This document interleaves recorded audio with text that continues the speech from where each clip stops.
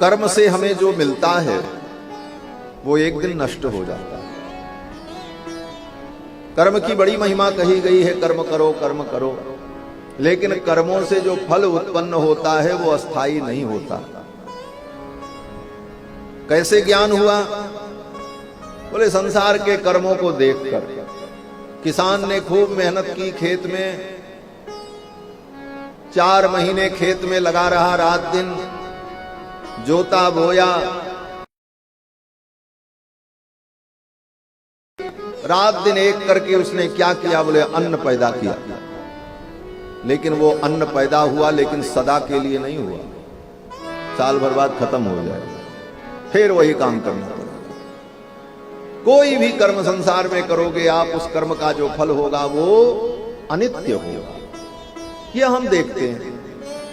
अब इसी आधार पर आगे विचार करते हैं कि जो कर्म शास्त्रों में कहा गया, जिसको वैदिक कर्म कहा जाता है, यज्ञ दान तीर्थ तप जप अनुष्ठान, इन कर्मों का फल, तो कहते हैं ये भी इन कर्मों से उत्पन्न होने वाला जो फल है वो भी एक दिन नष्ट हो जाएगा, क्योंकि ये भी कर्म ही है। कर्मचितान लोकान क्षीयेत, कर्म के द्वारा प्राप्त जो कुछ होता है वो क्षीण हो जाता है, ये हम देखते हैं संसार में। और इसी तर्क के आधार पर वेद भगवान कहते हैं कि वैदिक कर्मों में जो विधान बताया जाता है उसका भी फल अस्थाई नहीं है, वो भी क्षीण हो जाता है। बहुत बड़ा यज्ञ कर लो और यज्ञ में संकल्प करो हमको स्वर्ग मिले, हम नरक न जाएं, हमको स्वर्ग में सुख मिले, मिल जाएगा, यज्ञ से मिलता है। अग्निष्टोमेन स्वर्ग कामो यजेत, स्वर्ग की कामना के लिए अग्निष्टोम यज्ञ करो, स्वर्ग मिल जाएगा। लेकिन वो स्वर्ग भी फिर अस्थाई नहीं रहेगा, क्योंकि कर्म से मिला। जहां जहां कर्म की बात आएगी वहां फल में अस्थायित्व नहीं रहेगा। क्यों? बोले स्वर्ग वो मिला कैसे? बोले आपने किया यज्ञ, यज्ञ से उत्पन्न हुआ अदृष्ट, अदृष्ट माने जो दिखाई नहीं पड़ता, क्या? बोले पुण्य। पुण्य पैदा होता है लेकिन वो दिखता थोड़ी है, पुण्य का कोई वेट नहीं होता, कोई आकार प्रकार नहीं होता, वो अदृश्य है। लेकिन आपने यज्ञ किया और वो पुण्य उत्पन्न हुआ, समय आने पर उस पुण्य का फल होगा क्या? बोले स्वर्ग। तो कर्म के द्वारा जो अदृष्ट उत्पन्न हुआ पुण्य, उस पुण्य से स्वर्ग की प्राप्ति हुई, तो वो पुण्य कितनी मात्रा में है, अब इस पे विचार चलेगा। मीमांसा में तो सब सारे विषयों पर बहुत सूक्ष्म विचार किया जाता है। इसीलिए हमारा सनातन धर्म वैज्ञानिक धर्म है। दुनिया के जितने अन्य पंथ हैं वो सब केवल कल्पना और क्षुद्र तर्कों पर आधारित है, लेकिन सनातन धर्म का सिद्धांत वैज्ञानिक है, आध्यात्मिक है और व्यवहारिक भी। व्यवहार, आध्यात्म और विज्ञान तीनों का समन्वय है। तो फिर विचार हुआ कि उससे जो पुण्य उत्पन्न हुआ वो कितना है?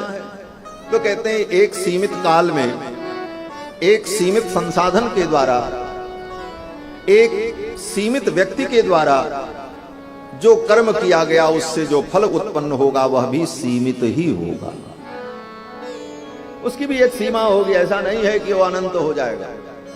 तब बोले तो अगर उसकी कोई सीमा है तो एक दिन समाप्त होगा। तो उस पुण्य के बदले जब स्वर्ग भोगना शुरू करेंगे तो एक दिन वो खत्म हो जाएगा। जब खत्म हो गया तब बोले तब स्वर्ग के जो देवता लोग हैं वो लोग कहेंगे अब जाओ यहां से, फुर्सत करो, तुम्हारे पास अब बजट नहीं है इस सुख को भोगने का। इसी को गीता में भगवान श्री कृष्ण ने कहा अर्जुन से, अर्जुन यज्ञैरिष्ट्वा स्वर्गतिम प्रार्थयन्ते, बड़े बड़े यज्ञों को करके लोग स्वर्ग की कामना करते हैं, और ते तम भुक्त्वा स्वर्गलोकम विशालम, और स्वर्ग में जाकर के वहां के विशाल सुख को भोगते हैं। और जब पुण्य समाप्त हो जाता है, क्योंकि वो समाप्त होगा, सीमित है, तो क्षीणे पुण्ये मर्त्यलोकम विशन्ति, फिर उनको पुण्य नष्ट होने पर स्वर्ग से पृथ्वी पर फेंक दिया जाता है। जाओ फिर कर्म करो, फिर कर्म बटोरना तो फिर चले आना, कोई बात नहीं, दरबार खुला है। तो कर्म के द्वारा होने वाला जो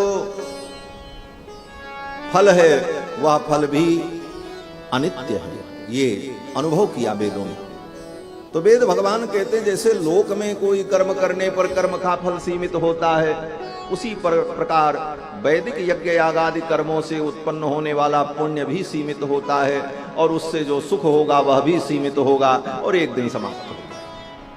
बोले महाराज हम अस्थाई सुख चाहते हैं, सदा के लिए सुख मिले। बोले तो एक काम करो, संसार के इन कर्मों से निष्प्रिय होकर भगवान के चरणारविंद की भक्ति में लगो। ये विचार की सरणी है, विचार की पद्धति है।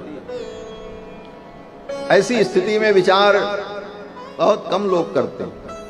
संसार में आचार परायण लोग बहुत हैं, विचार परायण लोग भी बहुत हैं, लेकिन उस विचार के निष्कर्ष पर पहुंचे ऐसे लोग बहुत कम हैं, बिरला ही होते हैं।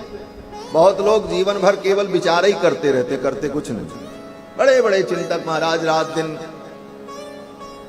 पोथियों की पंक्तियों को पढ़ते पढ़ते जीवन बीत जाता है, विचार करते रहते। क्यों? बोले विचार रखना तो करते रहो विचार, उस विचार से भी कुछ होने वाला नहीं। कुछ लोग विचार करके आचार परायण होते हैं, कुछ करते हैं और उनकी निष्ठा वहां तक रह जाती है, आचार करते रहते। अपने बनाएंगे, खाएंगे, ये खाएंगे, ये नहीं छुएंगे, ये नहीं पिएंगे, वो सारे नियम चलते रहते हैं। लेकिन उससे भी आगे बढ़कर तत्व चिंतन करने वाले बहुत कम लोग होते हैं। फिर तत्व चिंतन करने वालों में भी तत्व को ठीक ठीक समझने वाले बिरला ही होते हैं। और तत्व को ठीक ठीक समझ लें और फिर उसमें लग जाएं, बोले ऐसे लोग तो बड़े दुर्लभ होते हैं। इसी को गीता में भगवान ने कहा कि वासुदेव सर्वमिति समहात्मा सुदुर्लभः। वासुदेव सर्वमिति, भगवान वासुदेव ही सब कुछ हैं। इति मति ही, ऐसी मति हो जाए हमारी, इति दुर्लभः, ऐसा प्राणी बड़ा दुर्लभ है। तो सत्संग में आने पर जब जीव इस सोपान में आगे बढ़ता है तो पहले उसको निष्प्रियता प्राप्त होती है। संसार के कर्मों से धीरे धीरे वो निष्प्रिय होने लगता है। उसे लगता है इन सब का कुछ परिणाम नहीं है, करके थक जाओ, जो पाओ वो भी छूट ही जाएगा, इसलिए इसमें ज्यादा रुचि वो नहीं लेता है। कर्म से निष्प्रिया होने पर तब उसे उस परम तत्व को पाने की अभिलाषा उत्पन्न होती है, तब वह किसी गुरु की शरण में जाता है। तब गुरु की आवश्यकता आती है। गुरु की आवश्यकता आती है तो गुरु के पास जाने का तरीका क्या है? तो शास्त्र कहता है कि समित पाणि श्रोत्रियम ब्रह्मनिष्ठम गुरुम अभिगच्छेत। समित पाणि श्रोत्रियम ब्रह्मनिष्ठम गुरुम अभिगच्छेत। हाथ में पुष्प लेकर, समिधा लेकर, कुछ उपहार लेकर श्रोत्रिय ब्रह्मनिष्ठ गुरु के चरणों में जाओ। गुरु कैसा हो? तो कहते हैं श्रोत्रिय हो, जिसने श्रुति को, वेद को पढ़ा हो, क्योंकि वेद ही हमारे सिद्धांत का मूल है। श्रोत्रिय हो और श्रोत्रिय के साथ साथ ब्रह्मनिष्ठ हो। श्रोत्रिय तो बहुत मिलेंगे। श्रोत्रिय का मतलब जिसने वेद पढ़ा हो, वेद पढ़ लिया, पूरा रट लिया आद्योपांत, और रोज अभ्यास कर रहे हैं, और जब कहीं जरूरत पड़ती है तो जाकर के वहां उतनी देर वेद पाठ कर दिया, रुद्राष्टाध्यायी, संहिता पाठ, और उसके बदले में जो दक्षिणादि प्राप्त हो गया उससे कार्य की सिद्धि हो गई, इति कर्तव्यता पूर्ण हो गई। इतने मात्र से नहीं, श्रोत्रिय के साथ साथ ब्रह्मनिष्ठ। श्रुति का तात्पर्य जो ब्रह्म है, उस ब्रह्म में उसकी निष्ठा हो, परमात्मा में निष्ठा हो, श्रोत्रिय ब्रह्मनिष्ठ हो। ऐसे आचार्य गुरु के पास जाना चाहिए। आचार्य गुरु कौन हो सकता है? कोई भी हो सकता है? कहते नहीं, उसकी भी विशेषता बताई शास्त्र में। आचार्य वेद संपन्न हो, भगवान का भक्त हो, ब्राह्मण हो, सत संप्रदाय निष्ठ हो, आचार संपन्न हो, ऐसे गुरु की शरण में जाना चाहिए। आचार्यो वेद संपन्नो विष्णु भक्तो विमत्सरः मंत्रज्ञो मंत्र भक्तश्च सदा मंत्राश्रय शुचि सत संप्रदाय संयुक्त ब्रह्म विद्या विशारद। इन सारी विशेषताओं से परिपूर्ण हो, तब उसकी शरण में जाकर के ब्रह्म तत्व की जिज्ञासा। तो सत्संग से निष्पृहता, निष्पृहता से गुरु के चरणों में अभिगमन। सत्संगात भव निष्पृहो गुरु मुखात श्रीशम प्रपद्यात्मवान। फिर गुरु के द्वारा, आचार्य के द्वारा भगवान श्रीश, श्री के जो ईश हैं, श्रीपति हैं, उनकी शरणागति जीव कर लेता। श्रीशम प्रपद्यात्मवान।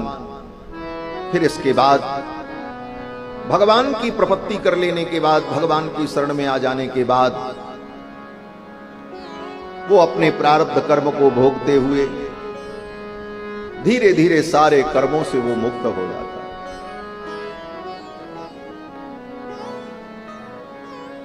और जब सारे कर्म उसके क्षीण हो जाते हैं, प्रारब्धम परिभुज्य कर्म शकलम प्रक्षीण कर्मांतर। और तब भगवान के ही अनुग्रह से इसी शरीर को छोड़ते समय, अब दोबारा उसे शरीर नहीं लेना पड़ेगा, इसी शरीर का त्याग करते समय हृदय में अंतर्यामी परमात्मा का अनुग्रह होता है। और उस अनुग्रह के परिणाम स्वरूप वह जीवात्मा अपनी मध्य नाड़ी का उत्क्रमण करके ब्रह्म भाव को प्राप्त हो जाता है, परमात्मा को प्राप्त कर लेता है। इस क्रिया में, इस प्रक्रिया में जो फल उसे प्राप्त हुआ वो अनंत हुआ। फिर आप कहोगे अभी तो क्रिया थी, कर्म था, कर्म का फल सीमित होता है। बोले ये कर्म नहीं है, इसमें साधन भगवान बनते। हम जो अन्य कर्म करते हैं उसमें हम स्वयं साधन बनते हैं और साधन बन करके उन कर्मों को करके फल पाते हैं। लेकिन भगवान की शरणागति में, समर्पण में साधन भगवान को ही माना जाता है। साधन साध्य राम पद नेहु। भगवान ही साधन है, भगवान ही साध्य है। और जब साधन अनंत होता है तो साधन से उत्पन्न होने वाला साध्य भी अनंत होता है और उससे जो सुख मिलता है वह भी अनंत होता है। इसीलिए भगवान के पादारविंद का आश्रय लेना यही समस्त शास्त्रों का परम धर्म है। सब कुछ पढ़ने लिखने समझने के बाद भगवान का आश्रय लेना, भगवान को ही अपने कल्याण का हेतु समझना और संपूर्ण समर्पण भगवान के चरणों में करना, यही समस्त शास्त्रों का सार है। जेन केन प्रकारेण मनः कृष्णे निवेशयेत्। जिस किसी भी प्रकार से हमारा मन भगवान में तन्मय हो, यही सारे शास्त्रों का उद्देश्य